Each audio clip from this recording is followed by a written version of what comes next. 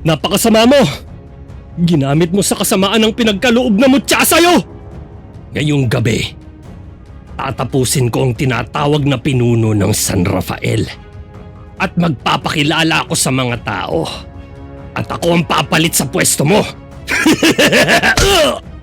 Sa tingin mo ba, hahayaan ko ang masasamang nilalang na kagaya mo ang manggulo sa baryong pinakamamahal ko? Mas malakas at mabangis ako sa iyo, Armando! Pagbabayaran mo ang mga ginawa mo sa baryong ito! Tapos ka na, Armando!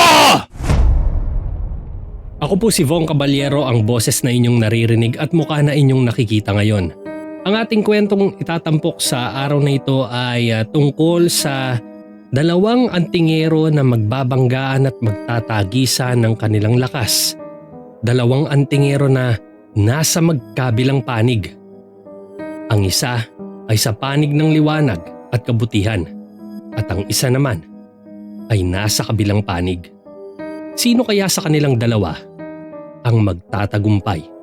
Tunghayan natin sa kwentong pinamagatang Ang Pinuno Laban kay Kaborong. Kabayan, kung bago ka lang dito huwag kalimutan mag-subscribe at i-click ang notification bell. Tara!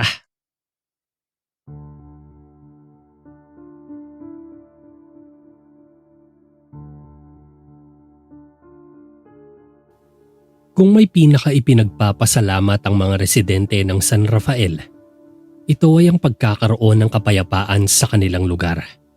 Kapayapaan, hindi dahil sa ang mga tao ay hindi gumagawa ng anumang kalokohan, kundi dahil mabilis ang nagiging aksyon kung sakali mang may magtatangka o di kaya naman ay may masasamang nilalang na makapapasok rito at susubok na manggambala. Lahat ng ito ay kanilang ipinagpapasalamat sa nag-iisang tao, ang taong kanilang itinuturing na tagapagtanggol ng kanilang lugar.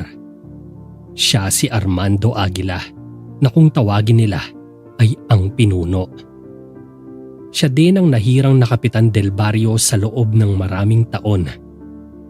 Naalagaan ng maayos ni Pinuno ang baryo ng San Rafael, kaya naman mahal na mahal siya ng kanyang mga nasasakupan. Bukod kasi sa agarang pag-aksyon niya sa mga problemang idinudulog, hindi rin lihim sa lahat ang kanyang kakayahan bilang isang antingero, sapagkat sa maraming pagkakataon ay nasaksihan nila kung papaano siya matikas na nakipaglaban sa mga iba't ibang klaseng nilalang na masasama. Unang nasaksihan ng mga tao sa San Rafael ang bagsik ng lakas ni Armando noong nasa edad 25 pa lamang ito. Noong mga panahong ito ay wala pang kaalam-alamang mga tao sa kanilang lugar sa tunay na kakayahan nito. Noon din ay ang kanyang amang si Kapitan Tandoy ang nanunungkulan bilang kapitan del barrio ng San Rafael. Isang grupo ng mga aswang na bangkilan na may bilang na 6 ang nagtangkang manalakay sa kanilang baryo noong mga panahong ito. Hinayaan ng kanyang ama si Armando na harapin mag-isa ang mga dayo. Gamit ang taglay nitong kakaibang lakas at bilis sa pakikipaglaban, ay nagawa niyang makipagsabayan sa mga bangkilan na kung titig ng mabuti ay may mga pambihirang bangis, lakas, bilis at kakayahan sa pakikipaglaban. Nagtamo ng mga sugat si Armando, ngunit bawat sapak at sipa niya sa mga kalaban ay maririnig ang paglagapak sa ere. Para bang nakaririnig ka ng paghampas ng maso sa bungo ng mga kalaban, kaya bumabalibag ang mga ito.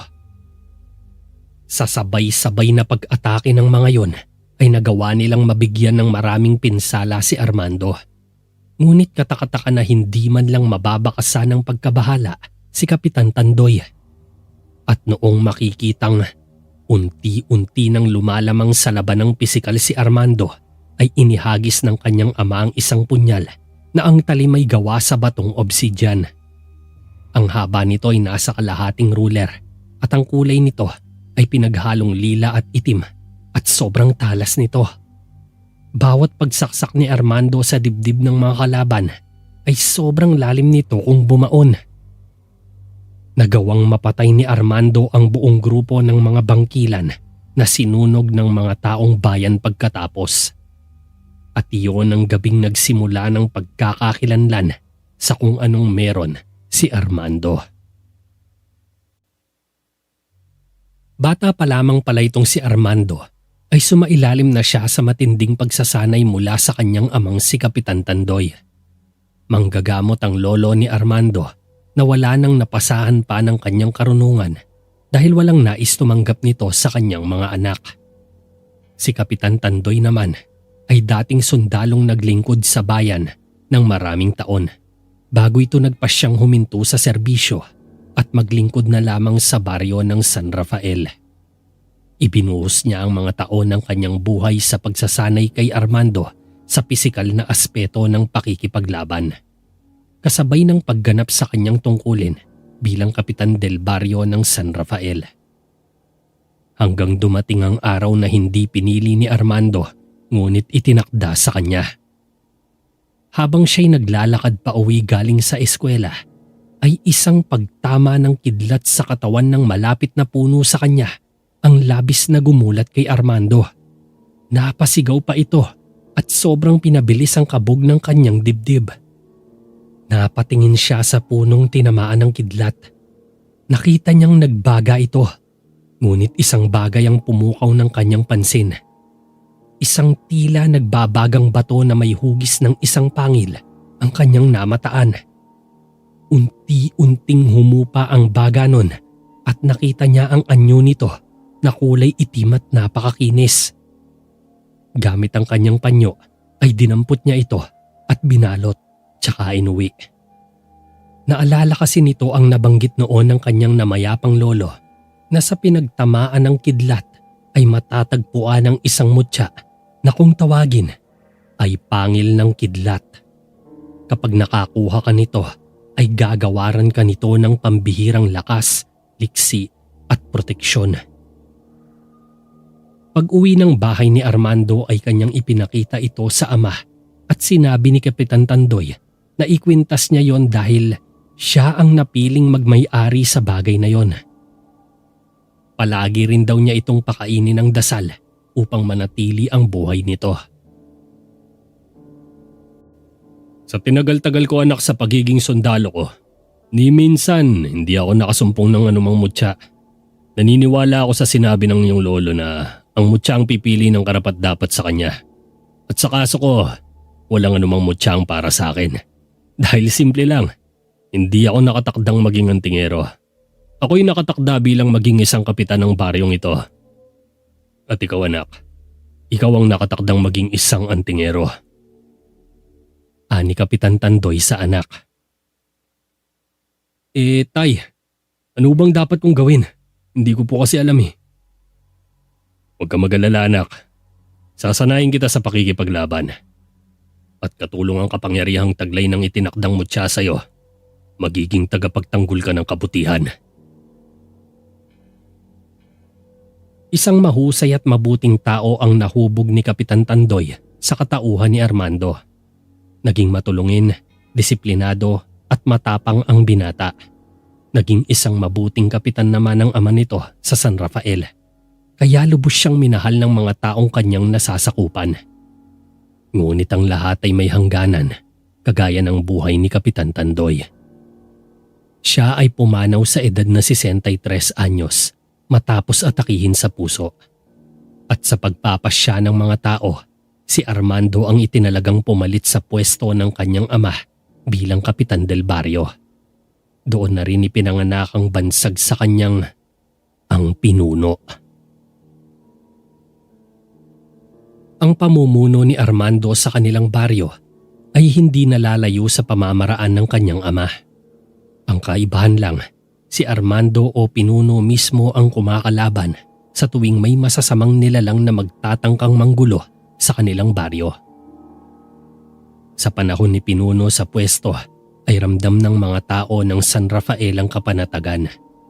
Takot ding sumubok ang mga taga-baryo na gumawa ng kalokohan dahil hindi sila bibiruin ni pinuno. Sila ay tuturuan ng leksyon kagaya ng mga nauna nang sumubok. Isang gabi, iniulat ng mga tanod kay Pinuno ang isang insidente ng pagnanakaw. Isang grocery ang nilooban ng isang grupo ng mga kalalakihan na nasa 4 ang bilang. Dinala ng mga tanod ang mga ito sa kanilang barangay hall, ngunit kanilang minabuting ipatawag si Pinuno upang ipakita sa kanya ang lagay ng mga nahuling kalalakihan. Pagdating ng Pinuno sa hall, hindi niya nagustuhan ang kanyang dinatnan. Ang mga nahuling magnanakaw kasi ay bali-bali ang mga braso, puno ng mga sugat, basag-basag at duguan ng mga muka, para bang dumaan sa matinding pambubugbog. Tinanong ni Pinuno ang mga tanod kung sila ba ang may gawa nun. Ang sagot nila ay dinatnan na lamang nila na may isang lalaking nakasuot ng maskara at hoodie na itim ang naabutan nilang gumugulpi sa mga yon. Nagmamakaawa pa ang mga ito na tulungan ng mga tanod. Lumapit ang estranghero sa mga tanod at sinabing hinuli na niya ang 4 na magnanakaw para hindi na sila mahirapan. Tsaka napakabilis na sumibatang lalaki at iniwan ang 4 na bugbog saradong magnanakaw na dinala ng mga tanod. Makalipas ang 2 araw matapos ang insidente, isang panibagong kaganapan na naman ang naging maingay sa baryo ng San Rafael. Isang matandang lalaki ang nakagapos sa itaas ng isang poste. Duguan nito at may nakasaksak na matulis na kahoy sa dibdib niya at wala ng buhay. Sa ibaba ng poste ay nakalagay ang ilang itim na libreta at mga iba't ibang kagamitan sa pangungulam. Isang karatula rin ang nakalapag at nagsasabing, "Ito si Tiburcio na mula sa Siraway na napadpad ng San Rafael. Isang mangkukulam. Pinatay ko na siya bago pa man makapaminsala dito." Napaisip ang Pinuno kung ito ba ay konektado sa estrangherong humuli sa mga magnanakaw noong nakaraan. Kung sakaling siya nga rin ito, nag-aalala si Armando sa pamamaraan nito bilang isang vigilante. Isang gabi, napasugod sa labas ng kanyang bahay si Armando nang dahil sa ingay na kumalabog na para bang may mabigat na bagay na inihagis sa kanyang pintuan. Pagbukas niya ng pinto ay isa yung malaking sako na walang tigil sa paggalaw at pag-ungot ang nasa loob nito. Dali-daling kinalagan at binuksan yon ng Pinuno. Pagbukas nito ay tumambad sa kanya ang isang lalaki na may duct tape pa ang bibig, basag-basagang mukha nun at puno ng sugat sa katawan. Kaagad tinanggal ni Armando ang tape na nasa bibig nun. Tsaka nagsimulang magsalita ang lalaki. "Pinuno! Susuko na po ako, Pinuno! Huwag niyo lang po akong papatayin, Pinuno! Pakiusap! Pinuno! Ako po ang nangmulisya at nananakot sa anak na dalaga ni Mang Berting! Pinuno! Huwag niyo po akong papatayin! Maawa po kayo sa akin! Ikulong niyo na lang po ako!" "Sinong may gawa sa'yo nito? Sinong nagdala sa'yo rito?" tanong ni Pinuno. Hindi ko po kilala, Pinuno. Nakamaskara po at tsaka nakahoodie na jacket na itim. Sinabihan niya po akong umamin sa ginawa ko.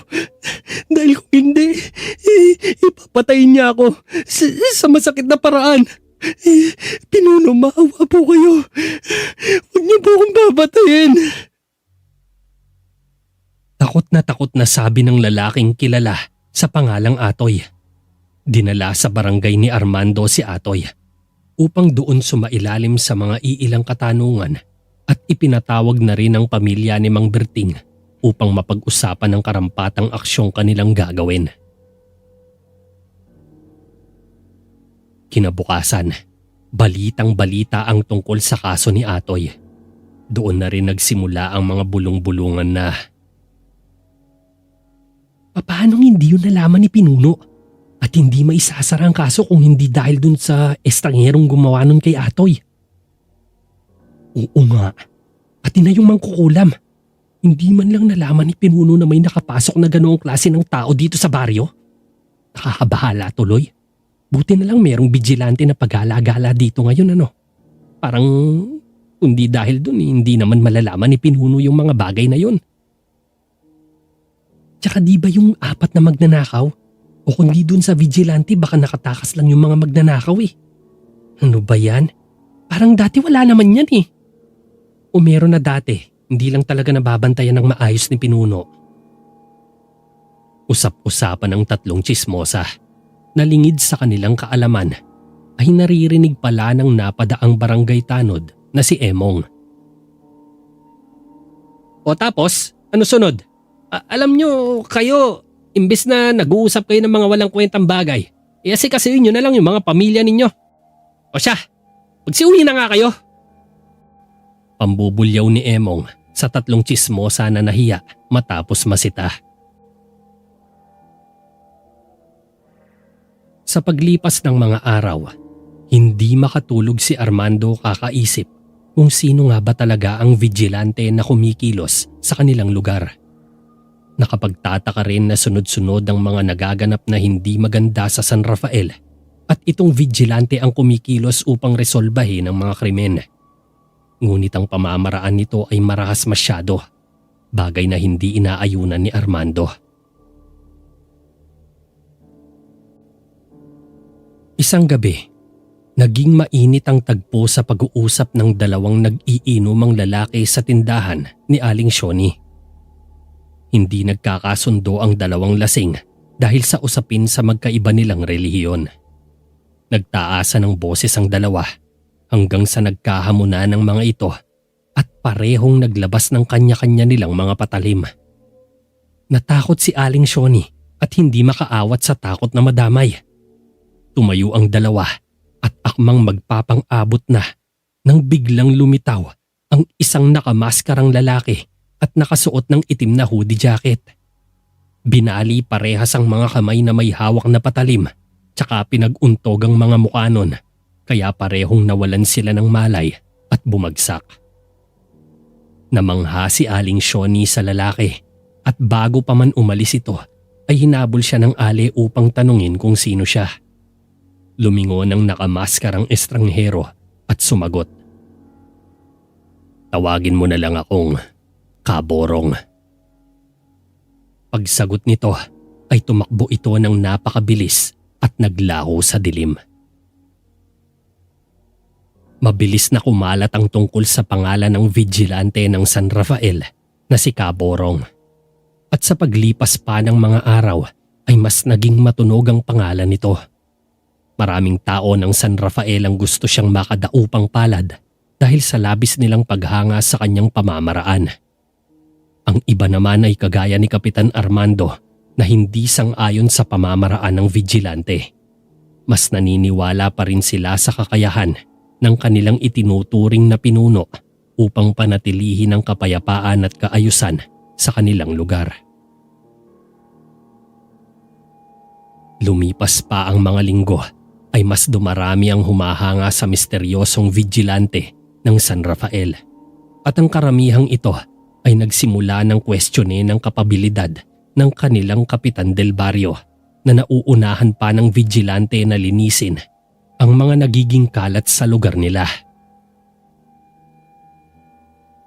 Alam mo Mare, kung tatakbong kapitan del barrio yung vigilante, siguro iboboto ko. Mas mabilis pa kay Pinuno eh. Ay sang-ayon ako sa iyo dyan Mare. Ano kaya itsura nun no? Siguro gwapo at matipuno. Alam nyo, ayos naman si Pinuno eh. Kaso nga lang, parang mas lamang sa kanya ngayon yung vigilante. Kasi mas maraming naaayos na krimen. Baka kung lumaban yung kapitan kay Pinuno yun eh. Magawa niyang matalo si Pinuno. Anang 3 tsismosa na lingid sa kanilang kaalaman ay narinig ng isang matandang lalaking naroon at naghihimas ng kanyang alagang manok. Ay nako mga manay na tsismosa. Noon ay abot langit ang paghanga at pagmamahal ninyong lahat kay Pinuno. Bakit ngayon Parang bumaligtad kayo. Nakalimutan na ba ninyo lahat ng mga nagawa sa atin ng mag-amang kapitan del barrio natin? Tanong nito sa mga tsismosa na nagpatahimik sa mga yon. Wala silang nagawa kundi magpaalam sa isa't isa at nagsipag-uwian. Ay nako, ang hirap sa mga tao. Kapag may nakitang bago, nakakalimutan ng mga mabubuting nagawa para sa kanila. Minsan, nakakasama na lang ng loob gawa ng mabuti ang iba dahil madali ka lang nilang itapon kapag wala ka ng lasa. Makahulog ang wika ng matanda. Isang hapon, umaalingaw-ngaw sa barangay hall ang galit na sigaw ng isang lalaki. Siya si Fonso at gigil na gigil sa kaharap nitong si Manoy. Nasagi kasi ni Manoy ng kanyang bisikleta ang kotse ni Fonso na nakaparada sa kalsada sa labas ng kanyang bahay. Anong gusto mong mangyari, Fonso? Tanong ni Pinuno. Pinuno, kailangan bayaran na ngayon nitong lalaking to yung nagawa niya sa kotse ko. Ang pangit ng gasgas. Sir, wala pa ho akong hawak na pera ngayon eh. Nagbenta nga lang ho ako ng kalakal kanina kasi kailangan kong ibili ng gamot dahil may sakit ho ang misis ko. Ako nahihilo na kanina sa sobrang init at gutom. Kaya nasagi ko ho yung kotse ninyo. Kaya ho, nakikiusap sana ako sa inyo na baka pwedeng bigyan niyo ako ng panahon para makabayad. Pakiusap ni Manoy. Ay hindi po pwede. Gusto ko ngayon na. Magbenta ka ng mga gamit mo o gusto mo ibenta mo yung bato mo para makabayad ka. Wala akong pakialam sa mga pahawa mo. Basta ang gusto ko, mabayaran mo ako para mapaayos ko ang kotse ko. Teka lang, Fonso. Baka pwedeng pag-usapan natin to ng maayos para magkaroon tayo ng mas magandang solusyon na makakayanan ding maibigay ni Mang Manoy. Ay, hindi pwede, Pinuno. Gusto ko ngayon na. Ayun ang gusto ko. Walang ibang pagpipilian. Naperwisyo ako eh. Hindi pwede ang usap na ganyan. Utya, kung si Kaborong lang sana ang kausap, mapipilitang magbayad tong kutong ito eh. Dahil hindi siya bibiruin ng vigilante. Ito'y usapin tungkol sa problema ninyo ni Mang Manoy. Hindi kasali rito ang vigilante. Kaya tayo narito upang ayusin ang gusot. Umaasa akong nauunawaan ninyong sinasabi ko. Fonso, Mang Manoy. Magbayad ka na kasi matanda ka para matapos na to. Sir, wala ho talaga akong mailalabas sa ngayon. Magkano ba ang abuti ng gastos para may paayos yung nasira mong kotse? Pwede na sa akin ng 6,000. Ako nang bahala kung kukulangin para lang matapos na to. Kinuha ni Pinuno ang kanyang pitaka at naglabas ng 6,000. Iniabot kay Fonso tsaka pinapirma ang dalawa sa report sa barangay at mabilis na umalis si Fonso na bumubulong-bulong pa rin habang si Mang Manoy ay nakayuko lamang at para bang walang mukhang maiharap. Pinuno, pasensya na po sa abala. Kaya niyo po't sisikapin kong mabayaran kayo kaagad. Hindi Mang Manoy, kalimutan mo na yon. Ito po, kunin niyo na to. Idagdag niyo sa panggastos sa gamot at pagkain ninyo. Napaiyak si Mang Manoy nang abutan ng 3,000 piso ni Pinuno. Naging mas madalas pa ang mga insidente ng krimen sa baryo ng San Rafael. Ngunit mabilis na inaaksyonan ito ng naging matunog na vigilanteng si Kaborong. Bayani kung ituring na siya ngayon ng karamihan sa mga tao sa baryo. Ngunit sa kabila nito ay wala pa ring nakakaalam sa tunay na katauhan niya o maging kung anong itsura ng kanyang muka. Basta nakilala lamang siya sa kanyang itim na hoodie, maskarang blankong muka na purong puti at ang bansag na Kaborong.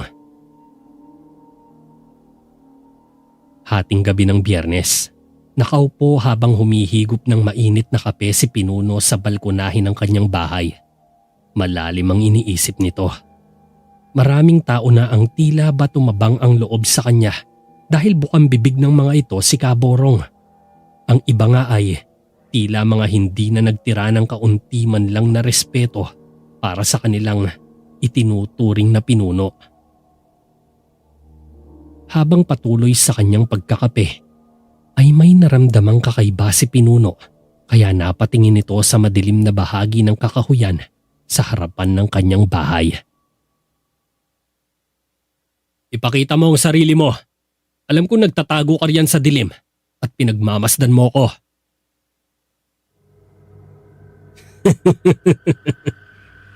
Mahusay.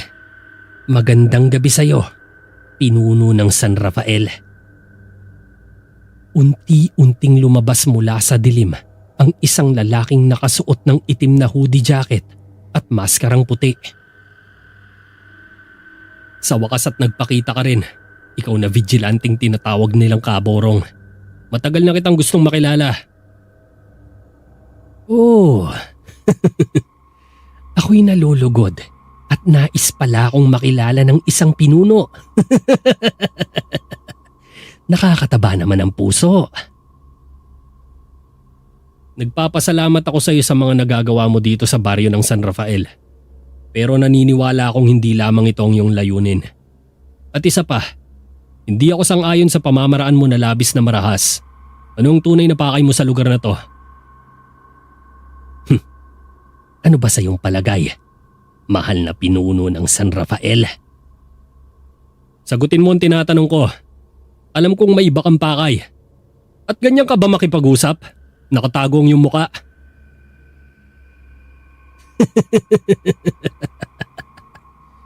Sige, dahil ikaw ang tinaguri ang pinuno, sasagutin ko ang iyong tanong. Kamahalan. Hinubad ni Kaborong ang kanyang maskara. Tuluyan niyang ipinakita sa Kapitan Del Barrio ang kanyang estrangherong muka. Kung titignan, ay nasa edad higit sa 30 pataas ang edad nito na hindi nalalayo kay Armando. Matalim ito kung tumitig at may ngiti itong mahirap pagkatiwalaan. Magandang mukha nito, ngunit may kakaibang aura na para bang napakalakas ng kanyang presensya. Ito ang tunay kong pakay, Armando. Ang makaharap ka. Matagal na panahon akong nagpalakas para sa gabing ito. Ang gabi ng pagpapabagsak ko sa'yo. Mariing sambit ni Kaborong. Anong ibig mong sabihin? Ano bang atraso ko sa'yo? At sino ka bang talaga? Naguguluhang tanong ni Pinuno. Sa akin wala kang atraso. Pero sa aking ama, malaki. Mas tumalim ang pagtitig ni Kaborong kay Pinuno. Diretsuhin mo ako, Kaborong. Sino ang ama mo at anong atraso ko sa kanya? Kilala mo naman siguro si Adolfo Generoso. Adolfo Generoso? Ang kaibigang matalik ng aking ama? Siya ang iyong ama? Tama. Ang aking ama na dapat sana'y papalit sa pwesto ng iyong ama bilang Kapitan Del Barrio ng San Rafael. Marami siyang mga magagandang plano sa lugar na to kung sakaling magretiro ang iyong ama. Sa kasamaang palad ay biglaang namatay ang ama mo. Kaya naman naghanda ang aking ama para ipresenta ang kanyang sarili sa mga tao. Pero lahat ng yon ay gumuho nang ikaw ang hihalal ng mga tao sa San Rafael para pumalit sa iyong namayapang ama. Hindi yun kinaya ng kalooban ng aking ama. Kaya naman nagkasakit siya dahil sa labis na kalungkutan at napabayaan ng kanyang sarili. Pinilit kong makauwi mula sa kabilang syudad para sana samahan ng aking ama. Ngunit hindi rin nagtagal at binawian siya ng buhay na punong-puno ng kabigatan. Mula noon, pinangako ko sa sarili ko na akong kukuha ng para sa aking ama. Nagsanay ako at nagplanong mabuti ng mga hakbang kong gagawin. At akalain mo, may isang bagay na dumating sa akin na mas higit pang dumagdag sa kung anong meron ako. Isang pangil ng kidlat na nakuha ko noong kamuntikan akong matamaan mismo ng kidlat Isang gabing ako'y naglalakad pa uwi galing sa pagsasanay ko sa bundok. Noon ko napagtanto na meron na akong pantapat sa kakayahan mo. Ang kailangan ko na lang gawin ay isagawa ang mga kilos ko ng pagpapabagsak sa'yo.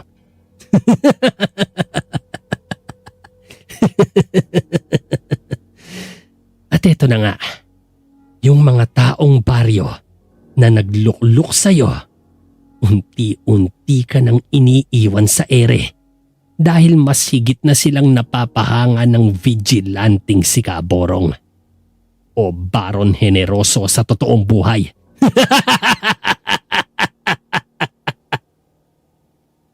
Paliwanag ni Kaborong. Kung ganun, narito ka pala dahil sa galit. Para sa paghihigante.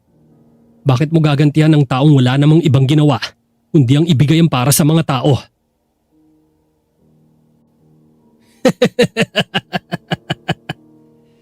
Alam mo kung anong nakakatawa, Armando? Yung mga taong binigyan at minahal mo, kung magtatapat tayo sa halalan, alam mo bang magagawa kitang lampasuin sa mga boto nila? Dahil alam mo sa sarili mong unti-unting bumababa ang halaga mo sa kanila. At ako na itinuturing na vigilante ay ang kanilang bagong bayani. Nakukuha mo ba, Armando? Ay, pasensya na. Mahal na pinuno.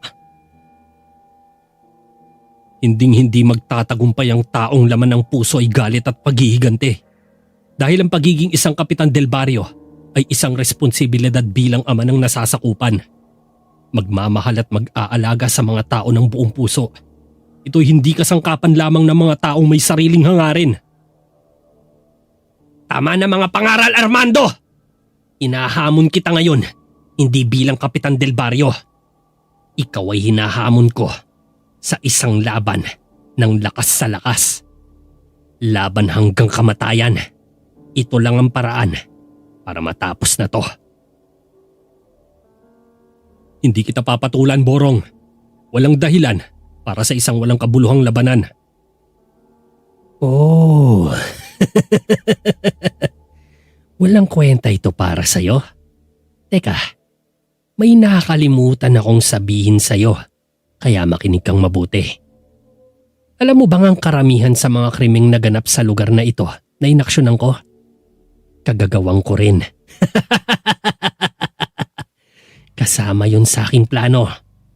Kagaya na lang ng 4 na magnanakaw kung saan nauna akong nagpakita. Wala naman talagang pagnanakaw na naganap. Kinuha ko lang ang 4 na lalaking yon. Pinaggugulpi ko na halos mga wala ng mga malay. At ang malupit doon, ipinakita ko ang litrato ng mga bahay nila at pinagbantaan silang kung hindi sila susunod sa akin, ipagpapatayin ko sila at mga pamilya nila. Noong mga nagmamakaawa na, inutusan ko silang umarting nanakawan ng grocery. Tapos ayun, noong malapit na mga tanod, boom! Mission accomplished! Tapos yung mangkukulam, oo, galing pa ng Siraway yon. Lumipat dito para magbagong buhay. Kaso minalas siya dahil kinakitaan ko siya ng pagkakataong magamit para mas pabanguhin pa ang pangalan ko at bawasan ang bango ng sayo. Ilan lang yan sa mga naisip ng matabakong utak na kung lahat ay ikukwento ko sayo, aabutin tayo ng liwanag. Napakasama mo! Ginamit mo sa kasamaan ang ipinagkaloob na mutya sa'yo! Biglang sumulpot sa harapan ni Armando si Borong nang liparin nito ng suntok si Pinuno. Sinalag ng mga braso ng kapitan yon at napadausdos pa atras sa lakas ng impact. Sinundan ng isang suntok sa tagiliran ng pinakawalan ni Borong at tagumpay na tumama yon. Gumanti ng pagtulak si Pinuno na sinundan ng pagsipa na sinalag naman ng braso ni Borong. Napaatras ito at ngumisi kay Pinuno. Ngayong gabi, tatapusin ko ang tinatawag na pinuno ng San Rafael at magpapakilala ako sa mga tao Ako ang papalit sa pwesto mo! Napabalibag si Borong nang saluhin ng malakas na suntok na pinakawalan ni Pinuno at tumama sa pisngi nito. Sobrang bilis ang pagsulpot ni Pinuno. Sa tingin mo ba, hahayaan ko ang masasamang nilalang na kagaya mo ang manggulo sa baryong pinakamamahal ko? Matapang na sambit ni Pinuno. Mabilis na sumugod si Borong na parang isang kidlat at nagsalubong ang dalawa. Nagtama ang mga kamao nila at kumislap na parabang dalawang kidlat na nagsalubong. Sinundan agad ng pagsuntok ni Pinuno na tumama sa ilong ni Borong kaya napaatras ito ng ilang hakbang. Gumanti naman ito ng sidekick sa pul sa dibdib ni Pinuno kaya napaatras din ito pero mabilis na nagdash ito palapit kay Borong. Tsaka nito pinatikim ng kombinasyon ng 3 suntok ang kalabang vigilante. 2 sa katawan at 1 sa panga. Nagpagulong-gulong sa lupa si Borong tsaka mabilis na bumangon. Ngunit nasa kanyang harapan na si Pinuno na binigyan siya ng pagtuhod sa muka kaya tumalsik sa ere si Borong. Pagbabayaran mo ang mga ginawa mo sa baryong ito! Lipad sabay pagdarag ng siko sa bumbunan ni Borong ang ginawa ni Pinuno. Ngunit sinalag ng kalaban nito gamit ang kanyang braso at yumakap ito sa bewang ni Pinuno tsaka niya yun binuhat at ibinagsak sa lupa. Lumagapak sa lakas ng pagkakahampas ni Borong sa katawan ni Pinuno tsaka nagpaibabaw sa kanya ang vigilante. Nagsimulang magpaulan ng mabibigat na suntok si Borong na sinasalo ng nakasalag na mga braso ni Pinuno. Mas malakas at mabangis ako sa iyo, Armando! Gigil na sigaw ni Borong habang patuloy sa pagbagsak ng malabulalakaw na mga suntok sa katunggali. Dinig sa hangin ang lakas ng bawat pagtama ng kanilang mga atake sa isa't isa. Para bang mga malalaking batong tumatama na nagpapayanig. Hindi ordinaryong lakas at bilis. Agresibong gumulong si Pinuno para mawala ang balanse ni Borong. At nang bahagyang mailipat ng kalaban ang bigat ng kanyang katawan sa gawing kaliwa, ay kinuhang pagkakataon yon ni Pinuno para gumulong pa kanan at tuluyang maialis sa pagkakaibabaw ni Borong sa kanya. Mabilis na sumugod si Pinuno at sunod-sunod na mga suntok at sipa ang pinakawalan niya na sinubukang salagin ni Borong pero nakalusot ang iilan. May tumama sa katawan, muka, hita, pati sa likod. Mahirap masundan ang ordinaryong paningin ng bawat galaw ng dalawang magkatunggali. Napakabilis na parang mga kidlat at ang mga kilos ay parang hangin. Ang impact kahit pa nasasalagay para bang paghampas ng malaking maso sa konkreto. Para bang kung tatama ito sa isang ordinaryong tao ay maaaring ikapanaw nito. Nagpatuloy ang palitan ng mabibilis at mabibigat na pag-atake ang dalawa. Ngunit kitang-kita na ang kalamangan ni Pinuno kay Borong. Mas maraming pinsala na ang natatanggap ni Borong at mas bumagal din ang galaw nito. Isang malakas na suntok sa bibig ni Borong ang tumama kaya napaatras ito ng 6 na hakbang. Sinugod ito ni Pinuno ngunit natigilan siya at umilag nang bigla siyang undayan ng saksak ni Borong gamit ang isang punyal na gawa sa pinaghalong platinum, pilak at tanso. May ukit itong ahas sa mismong talim. Nagsimulang iwasiwas-iwas ng mabibilis ni Borong ang sandata at patuloy sa pag-ilag si Pinuno. Ngunit nadaplisan siya sa balikat kaya napatingin siya rito at sinamantala yun ni Borong. Isang wasiwas na dumaplis sa tagiliran ni Pinuno. May kakaibang hapding dulot ang nagagawang sugat ng punyal ni Borong. Para bang sinusunog ang sugat nito kaya napaupo si Pinuno sa lupa dahil sa hapdi. Mabilis na sinugod siya agad ni Borong. Tapos ka na, Armando! Akmang sasaksakin ni Borong ang Pinuno nang biglang natigilan siya sa isang tsinelas na tumama sa kanyang ulo mula sa likuran. Napalingon ito para tignan kung sino ang may gawa nun. Paglingon niya ay naroon ng mga taong bayan. Walang yaka. Narinig namin lahat ng sinabi mo kay Pinuno. Nagagawan mo pala lahat ng mga kaguluhan dito para mapalayo ang loob namin sa mahal naming Pinuno at malinlang mo kami. Isa kang demonyo! Ani Aling Nenang na nagbato ng tsinelas. Lumayo-layo ka sa Pinuno namin dahil kundi ay kami ang makakalaban mo. Anang isa sa mga tsismosang laging pinag-uusapan si Pinuno. Ikaw ka, Borong. Kailanman, hindi ka nararapat mamuno sa baryo ng San Rafael. Ika ni Mang Oka. At sa tingin ninyo, may magagawa kayo laban sa akin? Kahit magtulong-tulong pa kayong lahat. Ito nga ang pinuno ninyo, walang nagawa laban sa akin. Sagot ni Borong sa mga taong bayan. Walang ano-ano'y, biglang naramdaman ni Borong na napatid ang suot nitong kwintas. Ang mutya ng pangil ng kidlat na kanyang suot. Nagulat siya at napalingon. Hinablot pala ito ni Pinuno kaya napigtas. Uy! Anong ginawa mo?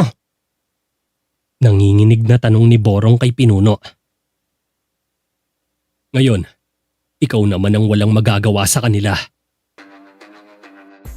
Sa pagtango ni Pinuno ay sumugod ang taong bayan kay Borong at kanya-kanyang gulpe ang mga ito sa kanya.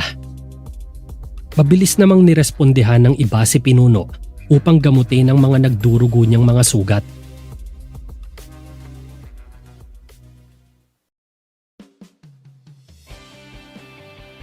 Nakulong si Kaborong dahil sa mga patong-patong na kasong isinampa laban sa kanya. Nanumbalik naman sa kapayapaan ng Baryo San Rafael sa pamumuno pa rin ni Armando Aguila o mas kilala sa Bansag na Pinuno. Mas minahal pa siya ng mga tao sa baryo at kailanman ay hindi na muling pinagdudahan pa ang kanyang kapabilidad bilang isang kapitan del baryo ng San Rafael.